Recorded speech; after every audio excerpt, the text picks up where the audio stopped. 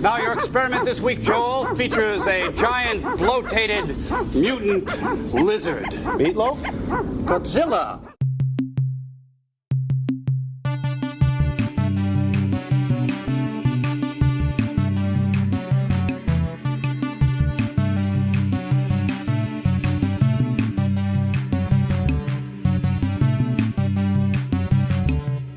This time we watch Season 2, Episode 13, Godzilla vs. the Sea Monster. And it's also got Mothra, so this is a real land, sea, and air buffet. But first, hey Chris, happy Gamuary! Happy Gamuary, Charlotte. You know, this is like your third Gamuary, isn't it? Is it really my third Gamuary?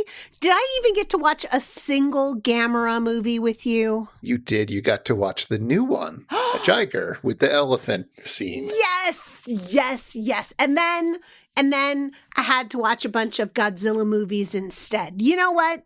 If Godzilla has to be my backup Gamera, I think I'm doing okay. Okay, well, this is our last year with Godzilla episodes, unless something very unexpected happens. Oh, So, what will we do next year for Gamuary? well, we'll have to find out next year. But I've also got something exciting that I didn't mention for the last episode. Oh, what's that? As of the previous episode, I have now hosted more episodes than anyone else of It's Just a Show. You are the king. King Chris. Dun, dun, dun, dun. Adam tapped out after 108 episodes. Ooh. This is my 110th today. Oh, Chris, how does it feel to be king of It's Just a Show? I mean, let's not forget that I was also, producing all the ones that I'm not one of the hosts of. So I've been here for all of them. How does it feel? I mean, it feels exhausting. But it's also kind of great and exhilarating, and it feels like I've done something. I don't know. It's exciting. I don't know. I'm still happy to be here. I'm still doing the thing. I'm still talking. I still have to come up with words to say about friggin' Godzilla. I know, right? And they didn't come out with a Godzilla movie for us this year, which last year, Godzilla -1 just rocked my world. I'm still reeling emotionally from that movie. I mean, they did come out with a new Godzilla movie this year. It was called Godzilla X Kong, The New Empire. But, no, it's not the same. Come on. Isn't that back to the American people doing Godzilla again? Yeah, I believe they switch off between years these days. Well, I'm sorry we're not watching a Godzilla movie next year then, because we would have had something to talk about. Well, let's talk about this episode as we break in 2025 with Godzilla and a little sea monster.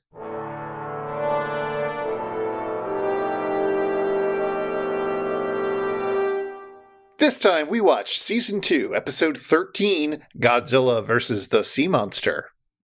Ultimately, this is a film that explores the tensions between morality, immorality, and amorality. A guy named Yata was lost in a shipwreck and is presumed dead. But his brother, Ryota, isn't giving up on him just yet. Ryota goes to a dance marathon where the winner will win a yacht. But two tuckered-out dancing guys tell him he's about 2 days too late to enter the contest. So they take Ryota to the beach and board a fancy private yacht to, check it out. But, the yacht's owner, Yoshimura, is also on board. Well, I say owner, but it turns out Yoshimura is a master thief, and he's in the middle of stealing the yacht. For some reason, he lets everybody spend the night on the yacht, and when they wake up, they're in the middle of the ocean. Ryota thinks that the yacht is a gift for the gods, and he's going to use it to find his lost brother. So there we go. Dutiful, pious brother Ryota, who is the moral one, sneaky thief Yoshimura, the immoral one, and two random dance guys floating through life outside of morality.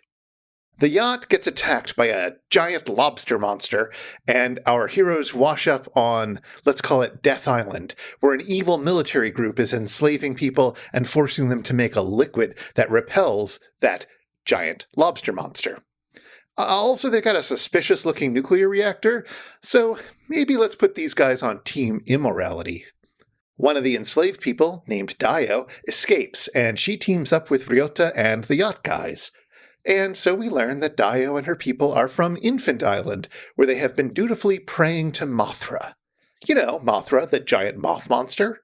Anyway, they've been praying to Mothra to wake up and rescue the enslaved people. Oh, and Yatta, the missing brother, he's alive and well and living on Infant Island. The Pious Islanders are clearly on Team Morality, as are the Boatniks now. The Master Thief uses his lockpicking skills to break into the military HQ, and our heroes try to free Dio's people. They're not immediately successful, but Ryota manages to commandeer a balloon to fly to Infant Island and reunite with his brother, so that's nice. The rest of the heroes hide in a cave, which also turns out to be where Godzilla has been enjoying a long slumber. They decide to rig up a lightning rod to use its electricity to wake up Godzilla. After all, Godzilla may be dangerous, but he's going to disrupt whatever these evil guys are up to. If our heroes and islanders are Team Morality and the military group is Team Immorality, then the newly awoken Godzilla is Team Amorality. He's just out there fighting whatever attacks him first. Giant bird, fighter planes, or even the big lobster monster from the sea. And really, the lobster monster is also Team Amorality. Sure, it's a menace to sailors, but it's just a mindless creature trying to survive out there. Eventually, Godzilla defeats the sea monster and destroys the military group's HQ in the process. The evil military people set what's left of their facility to self-destruct mode, but Mothra wakes up just in time to fly all the islanders and our heroes off to safety. The heroes even encourage Godzilla to get off that island. After all, he wasn't trying to hurt anyone, and if there's one thing our heroes have learned, it's that sometimes people on Team Amorality end up working with Team Morality to defeat Team Immorality. The end. Meanwhile, on the Satellite of Love, Joel is reading a kid's story to the bots when the Mads call and invoke the Invention Exchange. Joel shows off a guitar that you play with your mind. Yes, think of a rocking guitar riff and the hands automatically play it for you. Proto Guitar Hero, anyone? The Mads have similar ambitions to rock, but their guitars are made out of dog squeaky toys. So while they rock out by squeaking the many, many dog toys, which look great in guitar form, by the way, the sound designer gets to rock out with their keyboard in dog bark mode, suggesting the many dogs at the front door. Really, it just sounds like that Christmas carol that the dogs sing that, somehow I missed hearing that this season. Anyway, at a break in the movie, Joel informs the bots about the creation and the descendants of Godzilla in the Godzilla genealogy bop. How did this not become a chart topper in 1990? It suggests Kermit the Frog is a great-grandchild of Godzilla, but that Ron Perlman is Godzilla's grandchild, which, given the amazing career that guy has, I hope he'd take that as a compliment.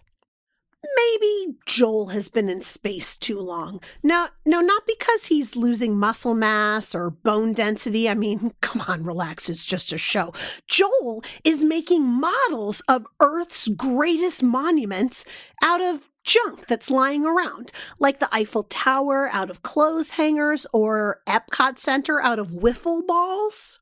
The bots are worried about his mental health, so of course, they destroy his models a la Godzilla. They are so thoughtful. At the next break in the movie, Tom and Crow are dressed in flowery robes and are chanting in pretend worship of Mothra. Joel chides them for mocking people's faith, and the bots, ignore his warning. Shortly afterwards, Mothra comes into the view screen. You rang? While Mothra does complain about how serious his worshippers are, he does not seem to appreciate the silliness of Tom or Crow. Still, we do get a glimpse of his stand-up routine. Who knew? Once exiting the theater, Joel and the bots discuss oft misquoted movie lines, like "Play it again, Sam" from Casablanca. This leads to Joel fact-checking some suggestions from the bots. And of course, all of their confusion comes down to a misunderstanding of the movie Mannequin, as all things eventually do. Fortunately, we have the results of the Cool Thing contest to cheer us up. I personally love the elephant playing Nintendo and doing the hula. The Mads try to sign off in rhyme, as usual, but when the bots protest, they start to discuss the bureaucratic process required to change their sign-off technique. I mean, can you imagine Dr. Forrester spearheading a committee? I mean, actually, I can. He's evil. What do you think, sirs? I mean, that's not quite how Guitar Hero works, but I know what you mean, and that's fine. That's fine. That's fine. It's just pressing buttons on a guitar and then blam, amazing guitar riffs came up. It's kind of like having just a thought process happen, because it's not like I actually know how to play the guitar, but all of a sudden it's like I can play Creep from Radiohead really well. Well, you got to hit the right button. Well, it doesn't matter. It doesn't matter. No, it doesn't much matter. It's the same thing. It's a prototype. That's all I'm saying. It's a prototype. Yeah. Also, I guess we should say up front that there is some question about the gender of some of these kaiju. Mothra is traditionally she. Godzilla is he in English, but it in Japanese. And it gets messy and complicated.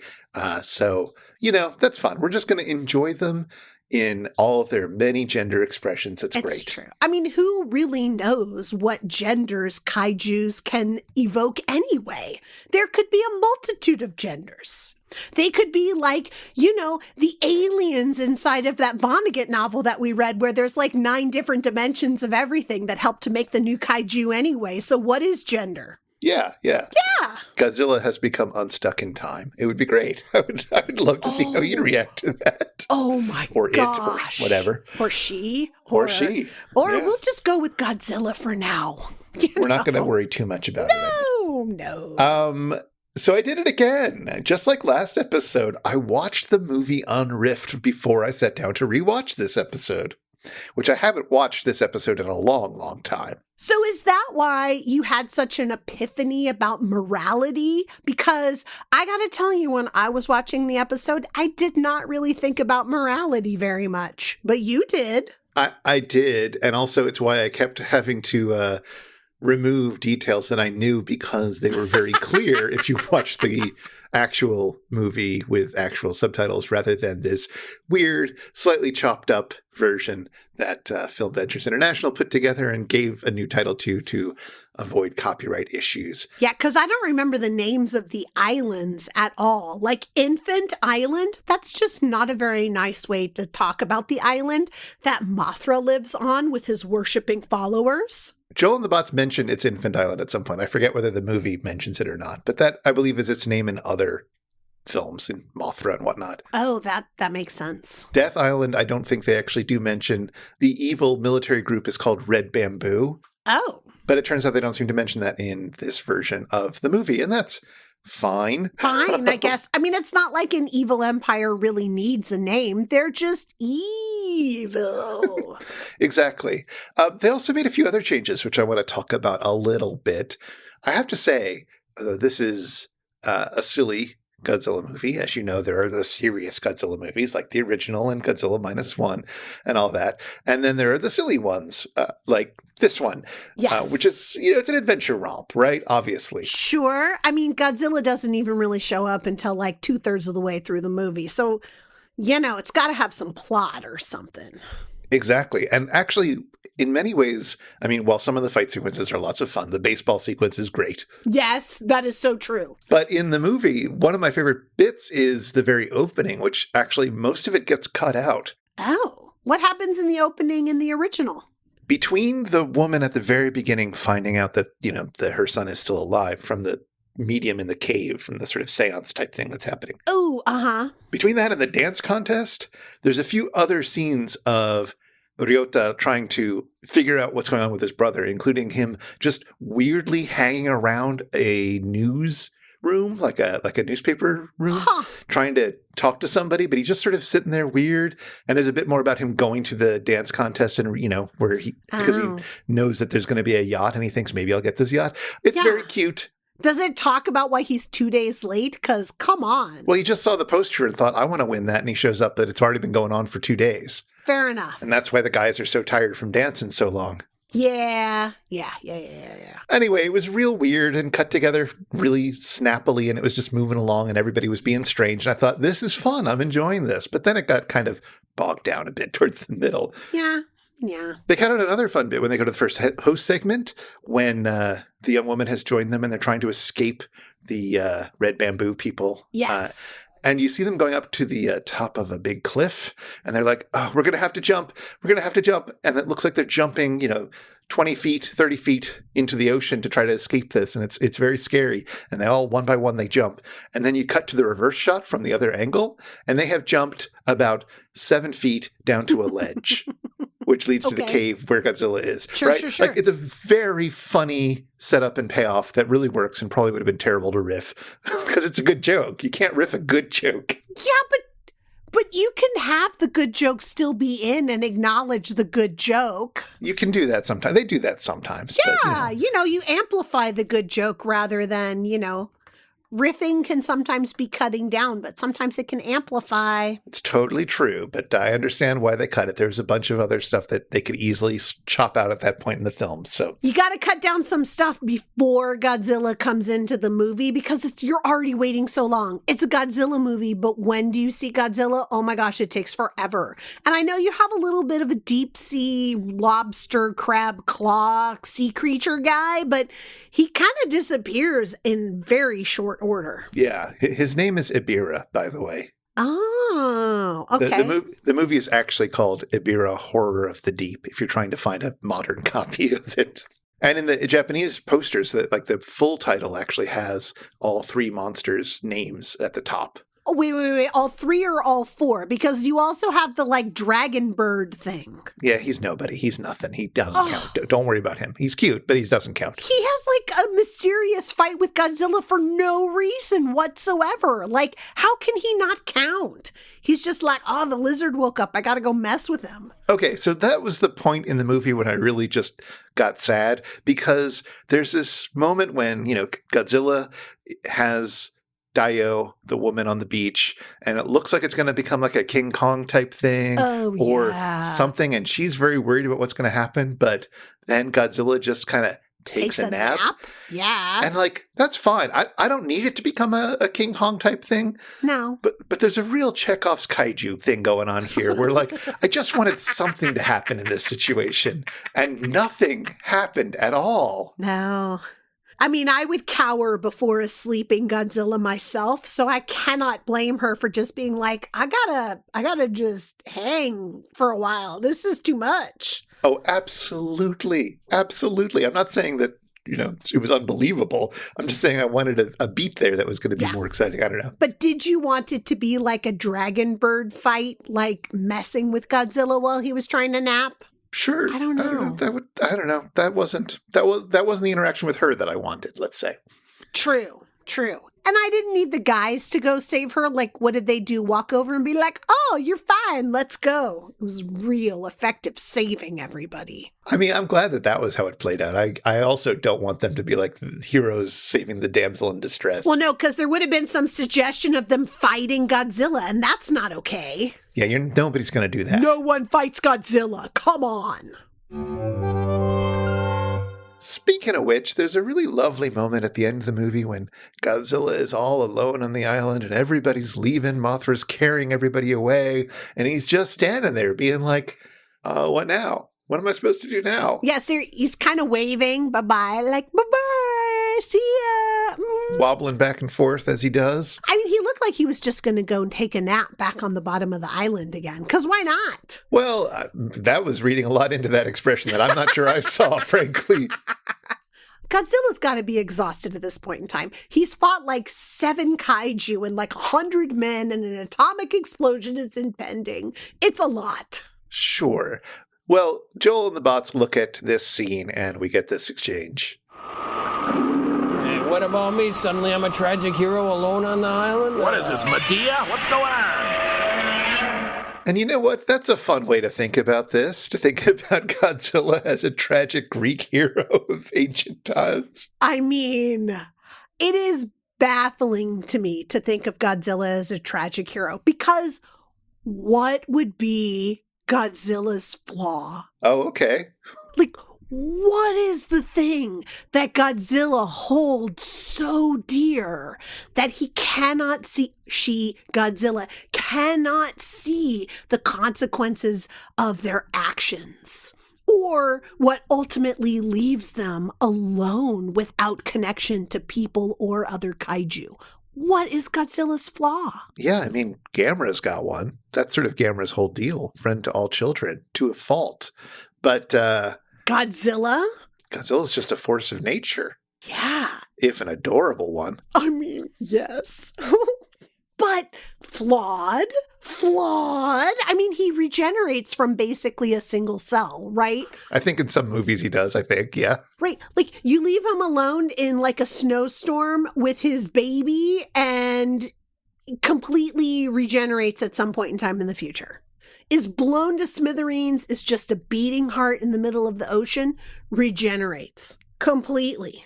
So what's his flaw? I don't know. So I was trying to figure out what exactly this reference even meant. Yeah, because the whole alone on an island thing? What tragic heroes are alone on islands? Well, first I thought, let's just follow the obvious one and revisit Medea. Partially because, entirely because for years I've been meaning to rewatch Pier Paolo Pasolini's 1969 film Medea. Of course. Starring the great Maria Callas, the opera soprano, in her only film role. Surely you haven't seen Medea. I have not seen that Medea, no. No. It's a very odd art house type film. It is very minimal in its dialogue. It basically follows the plot of the play, kind of. It certainly helps if you know what's happening, because Pasolini is not going to tell you. Not going to tell you about the dead kids? He's totally going to tell you about the dead kids. No, he's going to tell you that, but he's not going to explain that now it's 10 years later and they have kids. Oh, yeah. Things like that just happen in the background and you've got to pick up from context clues. Or that Jason is a total, like, Dorcas who should never, ever, ever have thought that he could possibly be with somebody as awesome as Medea. Yeah, so it helps if you have the Wikipedia plot summary open or something like that. But if you do, you get to enjoy a really lovely and strange film that is really invested in, like, how ancient this story is and what the strange ritual around Medea, who is this, sorcerer woman from an island who's able to draw upon the powers of nature to do bizarre and strange and terrifying magics. And yep. The first time we see her and see the island, it is a human sacrifice scene where a smiley young man, the kind that Pasolini adores, whoa, gets killed. By Medea or just in general? She's sort of overseeing the ceremony. She doesn't do the actual killing, though she is more than happy to kill. She kills her brother at one point. Yes. Just quickly and ruthlessly. Whoa. I mean, she does more than that with her brother in the actual legend for Medea, though, right? She, cuts him up into little bits and leaves him in the ocean for her father to pick up so that they can get away. Yeah. That happens in the movie. It's on the road, but same idea. I'm just she might kill him quick because, he's her brother, but she's doing a lot more than killing that boy. Yeah. Everything serves a purpose. That's all. Yeah, she uses every part of the brother in her getaway plans. Wow, we're going morbid today, Chris. What up? And I guess, spoiler alert for people who don't know the Medea story, but eventually she settles down and has some kids with Jason, and then he decides that he's going to make a political alliance by marrying the daughter of a king of Corinth, I believe. And he's already gotten everything he can get out of the relationship with Medea, so Exactly. He's bored. So she does not take kindly to that and indirectly kills the princess and the king, and then kills her own two kids. Whoa. Those are Jason's kids? Yeah, those are the kids with Jason. The whole point of killing them is so that Jason will feel real bad. Oh, yeah. And he will completely have lost any sort of continuation of his existence in the world. Yeah, he's going to feel that in the morning. Uh-huh. as well he should. I mean, it's a really lovely movie with lots of weird music that lots of people find impenetrable and difficult, and I fully understand that it is exactly my kind of impenetrable and difficult, and I'm glad I rewatched it. But it doesn't end with anybody on an island. Medea starts on an island, but she ends in a city, and I think in the play she's carried away on a golden chariot into the sky or something. So does that make Godzilla Jason? And Medea is the villagers being taken away in the Deus Ex Mothra? There you go. Maybe it does, but he's also not on an island. I don't know. I don't know. And Godzilla is not Jason. Jason, please. He is not okay. And Godzilla is amazing. So then I thought, is there a Greek tragedy with a hero who's stuck on an island? And there is one that I didn't know about. Oh, which one? It's a play by Sophocles. Okay. We only have like a dozen or two Greek tragedies, ancient Greek tragedies still extant, yeah. And this is one of the ones that I had not read before. It's called Philoctetes. All right. And what do you think? Well, I liked it. I'm going to say this. It's one of those somebody's having a very bad day and gets to talk about it kind of plays. Oh, nice. Excellent. Those are my favorite of the Greek tragedies. Absolutely. Hecuba's another one of those. I'm having a really bad day. Let me talk it over with my, Greek chorus a little bit. No, well, not in this one. Not in this one. Ooh. Here's the story. On their way to the Trojan War, Odysseus was traveling with a guy whose name is Philoctetes. And Philoctetes accidentally went into a temple he shouldn't have, and a snake bit him on the leg. All right. Oh, and he gets left behind, right? And he gets left behind on the island because his leg hurts like hell and he's not very good. And also it stinks up the place and it's going to cause all the sacrifices to the gods to be rank and disgusting. And also there's a lot of ableism. Yes, there's going to be a lot of that. But honestly, do you want that guy for 10 years of war? Does he want to be there for 10 years of war? Well, he probably would have liked it more than being stuck on this island with nobody else for 10 years, which is what happens to him. 10 years? He's there the whole time? Does Odysseus see him again when he comes back through in the Odyssey? Well, right at the end of the war, somebody has a vision that Philoctetes is going to be necessary to finally defeat Troy. So Odysseus is sent off with the son of the dead Achilles, Neoptolemus, to pick him up. And Odysseus is like, if this guy sees me, he's going to kill me immediately for leaving him on this island. So, which is fair. And super clever Odysseus comes up with a complicated plan that Neoptolemus has to go through. But Neoptolemus is like, I don't want to lie. I'm a nice boy. I'm a good boy. Nobody thinks he's a good boy. He's not a good boy. No, he is a good boy, actually. Right. He goes through with what he's told because he's a good boy, but then he feels bad about it and he tries to make it better because he's a good boy. That's like the plot of this play. He's a good boy in this play. Sure. Okay. And the whole time, Philoctetes just gets these amazing speeches about how terrible his life has been and how much he hates everybody, which is exactly what I want out of a Greek tragedy. Oh, so good. I just don't. Nothing to do with Godzilla. No, It was a delightful thing to read. I'm just stuck on this whole thing because when I studied the Greek tragedies when I was in college, I had a big argument with the professor of the class over Antigone and whether Antigone is the tragic hero of that play or whether I think it's Creon is the actual tragic hero of it. Because Antigone is, obviously she's the title character and she has this amazing moral compass that forces her to go out and do a thing that everybody has told her she cannot do and that is illegal. But she's like, it is the moral thing to do and I will do it and accept the punishment. And she does it. And she gets punished and she accepts that. Whereas Creon is the guy who's made the law to not do the moral thing because he's holding fast to this idea of whatever it is that he is truly believing at the time. And then, of course, his whole kingdom falls apart around him. And, short of blinding himself, he eventually, has the worst things happen to him ever. And so, my professor was totally Creon's the obvious Greek tragic hero because he's the one who starts high and falls, and I did not agree. And so, if Philoctetes is on this island and he's forced to stay there and he has a crappy life for 10 years and just gets to have a bunch of speeches about his crappy life for 10 years, making everybody feel super guilty about the choices that they've made, is he the hero? He does eventually, after Hercules' sort of Force ghost appears before him and says, no, you really got to do this. Yeah. He does leave the island where he will presumably be going back to Troy. Asclepius is going to be sent to heal his wound, and so that'll be all better. And he will eventually kill Paris, I believe it is, with the bow. Oh, okay. So he will end the story a hero. He will be redeemed for all his terrible suffering. But so he starts medium. He goes super low. Well, he starts low at the beginning of he's on the island for 10 years already at the beginning of the story, of the play, rather. But for the whole arc of him, he's like medium. He gets bit by a snake. He's festering wound for 10 years. That's when he goes low.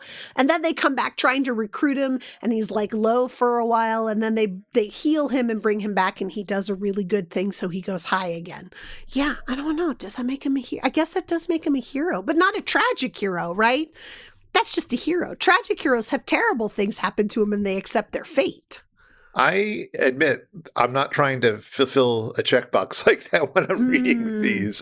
So I'm really interested in the complexity of Antigone. My other podcast, we did a whole episode about Antigone. It's a great play. Everybody should read it. It is, yes. Agreed. And you're right. Antigone's story and Creon's story are both really interesting because they are coming from valid, if potentially problematic points of view. Like, you get why they're doing what they're doing. You get why they're at loggerheads. And why each of them are doing the things that they have to do against each other. Right. And it's the fact that these things are going to cause so much unnecessary terribleness of everybody dying and kingdoms falling and just nastiness happening. Yada, yada, yada. Mm-hmm. Like, that's what it is. That's what happens in these Greek pieces of fiction or stories, is that terrible events happen outside of anybody's control and you watch things fall apart. But Godzilla, he does not have to stay and watch things fall apart. He can get in the ocean and leave. Thank goodness, because we need him later. But I do want to see Sophocles' Godzilla. Oh my God, yes. That would be like the best play ever. I'm sure somebody's done it. If you've done it, listener, write in. Yes. Or if you know who's done it, like, give us a link, man. I want to see this. I want to see the chorus of Kaiju talking about the tale of Godzilla. You think the chorus is going to be of Kaiju and not like Islanders or Japanese sailors or something? Well, it has to be a chorus of Kaiju because it's like your peers, man. Like, the chorus is supposed to be telling your story because they understand your story and they've seen your story all the way through. And people haven't seen Godzilla's story. They like wander into his nap room and they're like, let's wake this guy up so that he can save us. Like, screw the people, man. They don't even know what's happening to Godzilla half the time, but the Kaiju do. The chorus in this play are actually the sailors that are traveling along with Odysseus and Neoptolemus, and they actually play a really different role than they normally do. They're much more like a group of soldiers that, like, Neoptolemus has some back and forth with them as they're talking about like what they're doing. It's kind of different from some of the earlier tragedies where the chorus is much more sort of an abstract people commenting and explaining things. They do a little of that, but it's a little more different. I don't know. Oh, that's interesting. It's an interesting play. There you go. So you would recommend it? 5 stars? I liked it. I recommend it to you and listeners. If you have a taste for this sort of thing, I recommend it to them as well. This is a little sleeper hit of the ancient Greek tragedies, in my opinion. We only have the plays that were hits. They're the ones that made it into like their canon room where they kept things, the ones that won the contest. It can't be a sleeper hit. It's a hit. Of the like 20-something plays that we have, everybody talks about Oedipus Rex. Everybody talks about Antigone. It's and true. For good reason. Those are great plays. Agamemnon, Cassandra. Yeah, but nobody talks about Philoctetes or Hecuba, and those are my 2 favorites. I love Ajax myself. Oh, I don't know if I've read that one. Well, I'll read Philoctetes. You read Ajax. We'll come back together and talk, okay? Okay. Next January, we'll talk about those Greek plays. Hey, everybody, it's time for the Shallow 13. It's time for the Shallow 13. 13 doobly-doos about today's episode, Godzilla versus the Sea Monster. Go, Charlotte, go! We've got ourselves a Godzilla movie, and Toho, the studio behind Godzilla, often reused actors. So you know we've got a few familiar faces in this one. But the most interesting is Yoshimura, the master thief. He's played by Akira Takarada, who you might recognize for playing Hideo Ogata, the main character of the original Godzilla movie, other than, Godzilla. The guy playing Godzilla is Haruo Nakajima, who played Godzilla in the first 12 Godzilla films from 1954 to 1972. Then he was ready to retire from wearing the 200-pound or 100-kilogram suit and let someone else take over for 1973's Godzilla vs. Megalon, which we discussed last Gamuary. Anywho, let's talk about some riffs. As our boatniks wander around tropical Death Island, Crow says, Hey, it's the cast of Hawaiian Eye. As the name suggests, Hawaiian Eye was a TV show about some private eyes who lived in Hawaii. Sort of a first draft of Hawaii Five-0. Sort of, but yeah, Hawaiian Eye came first, debuting in 1959. The same year Hawaii became a state. Isn't that convenient? That could have also made filming the show on location a lot easier, but the show is entirely filmed on a set in Burbank, California. A little later, as some of the islanders are trying to row away from Death Island, Joel says, Jin-Ho is one fat. James MacArthur as Dano. James MacArthur played Dano, one of the police detectives in Hawaii Five-0. Chin-Ho isn't an actor. He was another detective, played by Kam Fong Chung. And One Fat, or rather Wo Fat, was the name of a recurring bad guy in the series. But, this is easy for me to say. I've got IMDb and Wikipedia at my fingertips. I've never seen Hawaiian Eye. And outside of the theme song, Hawaii Five-0 completely bored me when I was a kid, even though it was filmed on location in beautiful Hawaii. When Dayo first encounters the boatniks, she's scared of them and runs away. And Tom quips, Wait! Come back! I'm not Jeff Altman, honest! So, okay, Jeff Altman is a comedian, although I know him best for his bit part in the Graydon Clark-directed Joe Don Baker movie Wacko, as we discussed in our episode on Final Justice. But what's this reference about? Well, Jeff Altman also starred in a short-lived TV variety show from 1980 called Pink Lady and Jeff. So, Jeff is comedian Jeff Altman. Pink Lady was a Japanese band consisting of two women who managed to have a minor hit in the US in the late 70s. Naturally, Sid and Marty Krofft, the people behind HR Pufnstuf, they thought that combining these forces would be television gold. Of course, they also were told that the women in Pink Lady could speak English. This was incorrect. Nevertheless, they made Pink Lady speak English on the show by learning all their lines phonetically. The result was a critical and ratings disaster. Even bringing in the comedic talents of Jim Varney, Ernest who went to camp, even hiring him to play Abe Lincoln in a sketch couldn't keep the show on the air. It was such a notorious flop that Pink Lady and Jeff has appeared on several worst shows of all time lists. And MST3K also made a Pink Lady and Jeff riff during Godzilla vs. Megalon. As Godzilla and the sea monster fight, Joel and the bots riff them saying things like, "Your mother was a soft-shelled crab," which culminates in Crow burbling, Your father was Raymond Burr.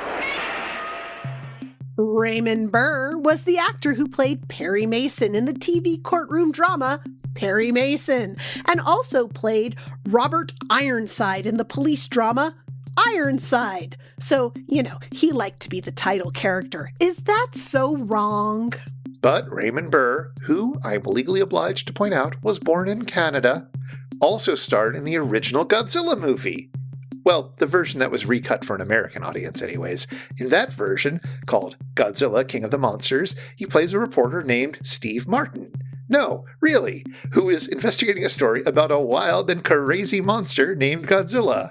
Raymond Burr reprised that role for Godzilla 1985, the Americanization of 1984's The Return of Godzilla. Sadly, Raymond Burr passed away in 1993, so he was unable to be tapped for an Americanization of Godzilla -1. And what other actor could possibly play Steve Martin? And that's time. Hey, Chris, you know how I love a very particular Western, right? Yes. I love a very particular Western. I don't think anybody from this movie was in Bonanza. I didn't check, but I don't think they were. You didn't check the Bonanza or the Murder, She Wrote? I didn't. I can do that real quick if you need me to, but I just don't think anyone was. It's not necessary. I mean, because Bonanza is a Western, but it's not the only Western, which is very strange to me. But it turned out that they had Westerns before Bonanza and afterwards. And they referenced a really specific one about halfway through the episode. It's the scene where we finally get to see Mothra and the Polynesian twins, as well as the tribe, chanting and singing their song in worship of Mothra, trying to wake him up so that he'll do something to save the people. And Joel and the bots decide that they're going to change the lyrics a bunch. It's lots of fun. But at some point in time, they do "Have Gun Will Travel is the legend of a man." But now another number from that dynamic duo, Pink Lady. Have gone, will travel is the legend of a man. And "Have Gun Will Travel" is one of my father's favorite Westerns. Okay, I just checked, and no, none of them were in Murder, She Wrote or Bonanza. All right, fair enough. Okay, so Have Gun Will Travel is your father's favorite Western? I guess it's really shocking, considering it's not like we ever went to the Paladin Estates where some of the episodes were filmed, but we did go to the Ponderosa Ranch in Lake Tahoe a lot. I don't know. Maybe he just didn't want to travel to Oregon all the time, because it turns out the Paladin Estates are somewhere between Sisters and Bend. I might have to make, a pilgrimage on his behalf or something. But he loves this show so much, he named his black German shepherd after the main character in Have Gun Will Travel, and that character's name was Paladin. We always made fun of my father for this, of course, because he didn't call his dog Paladin all the time, even when he was being naughty. He just called him Pal. And we thought he named his dog Pal because he didn't really want a dog, he wanted a friend. Anyway, turned out what he really wanted was to name his dog after Paladin, because he was an all-black dog, and Paladin, the character, wears an all-black outfit and wears a black hat, which, as you know, should make him a villain, but he's not. Oh, so I did get to meet Pal and did not know that his name was Paladin. So of course your story checks out. Nobody ever calls him Paladin because nobody knew that was what my father thought he was referencing at the time. Just like he had a dog named Cody, which he was like, no, Cody is short for I don't know. Codeine, his favorite drug. Oh my God, just stop. No, it was after code 4, everything's okay, but we were like, no, it's code 20, everything's f***ed up and get here as fast as possible. But no, we just called him Cody. That way we didn't have to have that argument all the time. Apparently, we're super respectful of my father. Anyway, he loves the show. Now I'm starting to wonder if I know you were named after your grandmother, but does your name have a secret meaning? I really hope not. You were named after his favorite dessert, the Charlotte Russe? I mean, no, I don't even know if he's ever had Charlotte Russe. And Charlotte Russe has the lady fingers on the outside, which I don't know. Well, that's why he can't tell anyone that he's into it. Yeah. Anyway, Paladin. Anyway, I'm sorry. Paladin. So is Paladin in this TV show, which I've heard of it, but I don't know anything about it. Is he like a dog? No, absolutely not like a dog at all. He's played by an actor named Richard Boone. Okay. And he's got a really unusual, rugged face, not ruggedly handsome, but actually rugged. And his character, named Paladin, he lives in San Francisco at one of the hotels there, and he hands out his card. His card says, "Have Gun Will Travel, wire Paladin, San Francisco." And basically he gets hired. He's a gun for hire who will go and basically be be a bounty hunter. He'll be a bodyguard. He'll escort you across like the very wild places in the West so that you can get from one place to another safely. Like, he gets hired by a culture society in San Diego to escort Oscar Wilde from What? San Francisco. Right, What? Oscar Wilde All right, from San I Francisco. started drifting there. I admit it. I shouldn't do that.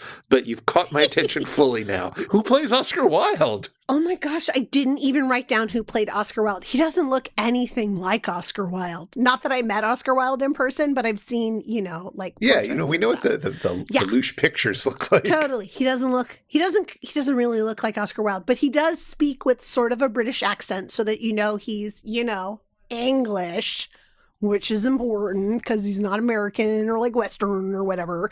But yeah, Paladin gets hired by the Cultural Society because it's like Oscar Wilde's first visit to California. And there's like a few cultural centers where they kind of have stuff under control, but in between is just totally wild. You have no idea what's going to happen. Oscar Wilde. And they don't want bad things to happen to Oscar Wilde. And Paladin quotes Oscar Wilde a couple of times, like he does the whole, the only way to fight temptation is to yield to it or whatever it is, does stuff like that. All the good stuff. Yes, very famous, he says stuff. He was played by a guy named John O'Malley, it turns out, who, had bit parts and stuff. But yeah, there you go. Does anything look exciting? No. Yeah, so there you go. Except for playing Oscar Wilde in Have Gun Will Travel. Who knew? He gets kidnapped by a bunch of ruffians, and Paladin has to go and save him. Did Ed Wood write the script to this one? I mean, no, Ed Wood totally did not write the script. Okay.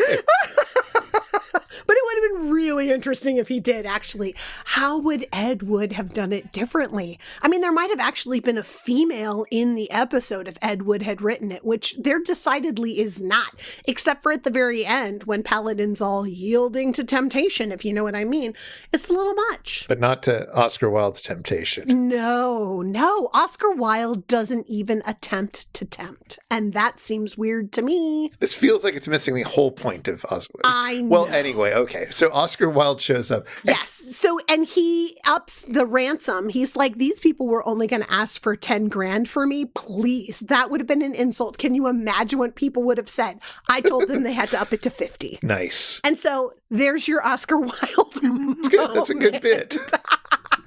Are there any other celebrity guests like that sort of appear? I mean, so there's an episode in one of the seasons that stars Odetta. The musician. The musician.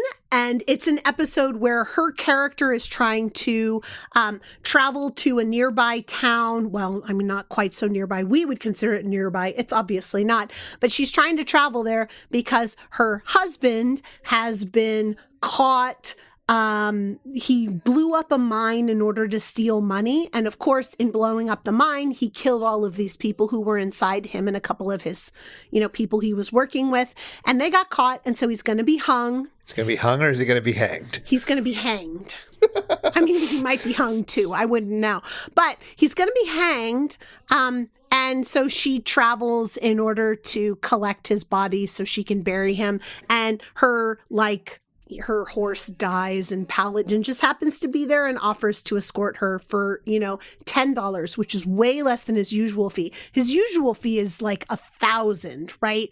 So clearly he's like being a good guy in this instance. That seems like a lot of money back then. That's a lot of freaking money, right? Like that's what he charged to unkidnap Oscar Wilde. Does Odetta do a song? She does. She's singing in the opening scenes, and she probably does more songs throughout it. I couldn't finish it. It was way too emotional for me. Oh. So, yes. And then it's a good show. There's a lot of feelings you can get into a half hour. And, for people who watch Star Trek, Gene Roddenberry wrote a whole bunch of these episodes as well. So there's a whole bunch with problematic female characters, but also just some real good schmaltz. I love the schmaltz of Gene Roddenberry. He's the best. All right, so I've been looking at the wiki page for this while you've been talking.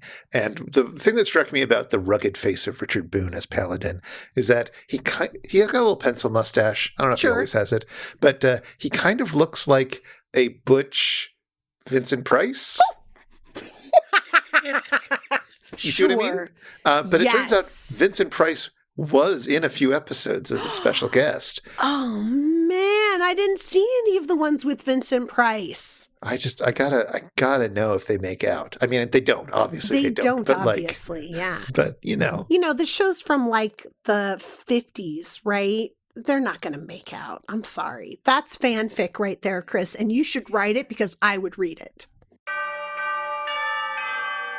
Well, Charlotte, we've really talked the heck out of the history and legacy of Godzilla, as well as Mothra and Ebirah even. So is there anything else that we could mention before we head off into the sunset? Yeah, there was one thing that I wanted to bring up, only because when I was watching this episode, there was one riff that they were saying that I could not figure out what it was that they were saying. And I think part of it is because, and it took me a long time to figure this out, because I didn't grow up in, the Minnesota, Wisconsin area. I didn't grow up in the Milwaukee area. And I feel like if you were from there, maybe you would be more familiar with Blatz beer. I have never heard of that one. I guess I heard it in the riffs. You might have, but you also might not have realized that was what they were saying, because it was so not clear from what they were saying. All right, let's play the clip real quick. And check it out. Kieran and Kegs, dude. Kegs, cans, and bottles all taste the same. Three best is one beer. X-12 is now delivered. So what's Blatz? Okay, so Blatz is a beer that advertised pretty heavily in like the 40s and 50s. And what they were advertising was that every time you get a Blatz beer, whether you get it at the bar or you get it from a keg or you get it from a can or a bottle, it always tastes like it came out on tap. It always tastes like a draft beer. Oh, right. Okay, yeah, because it was something about kegs, cans, and bottles all being the same or something. Yes, exactly. Except every time I was listening to that clip, I thought they were talking about like cannibalism or something. It was like I did not hear it at all correctly. But in the show, what's happening is like these barrels are rolling out, and so Joel and the bots are saying the lines from the famous Blatz beer song about kegs, cans, and bottles all taste the same. But I swear I heard cannibalism. It was super weird. They're saying the three best is one beer. That is not at all what I heard the whole time. And I'd never heard of Blatz beer. It turns out like it's been bought by Miller, and apparently, I mean, at least according to, scholarly journal Wikipedia, you can still get Blatz beer, but I'm sure that anybody who's had Blatz beer when it was made by a separate brewery would tell you, oh, it doesn't taste the same. That's not Blatz beer anymore. It doesn't taste like it's, on tap anymore. I almost thought they were talking about Pabst, because Pabst Blue Ribbon is a beer that I'm more familiar with. Yeah. Yeah. I don't know. Blatz beer. It's another kind of beer that isn't made by an independent brewer anymore and was bought by Miller years and years and years and years and years ago. But it had a cool theme song.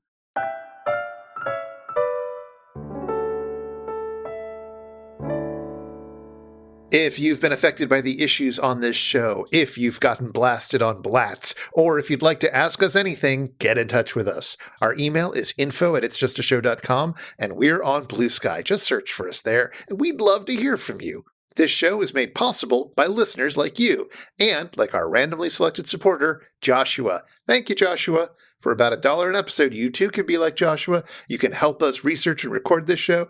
You can join us on a friendly Discord, and you can listen to all our superfan bonus bits. Find out more at itsjustashow.com/Patreon or patreon.com/itsjustashow. And if you want to follow up on anything that was mentioned today, you'll find links in our show notes at itsjustashow.com/episode/167.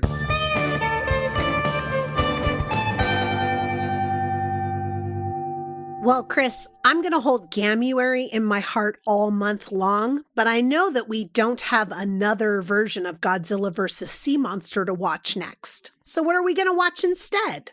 We're going to watch the next best thing, a Season 1 episode, as we turn to Project Moonbase with yet more Radar Men from the Moon. Chris. Season 1, Episode 9. How many more Radar Men from the Moon do we have? Is this the last one yet? We'll have one more after that. Okay. All right, I can pace myself. I can make it through that. Radar Men from the Moon, not my favorite of all of the shorts. You know I love a good hired. Sure, but we've already done both parts of Hired. I know. Well, we'll see if you can find something to enjoy about Project Moonbase. But until then... Hey, if these sticks and stones don't work, we'll use names to hurt them. It's Haley Mills and Haley Mills in The Mothra Trap. Take it away, Theme Squad.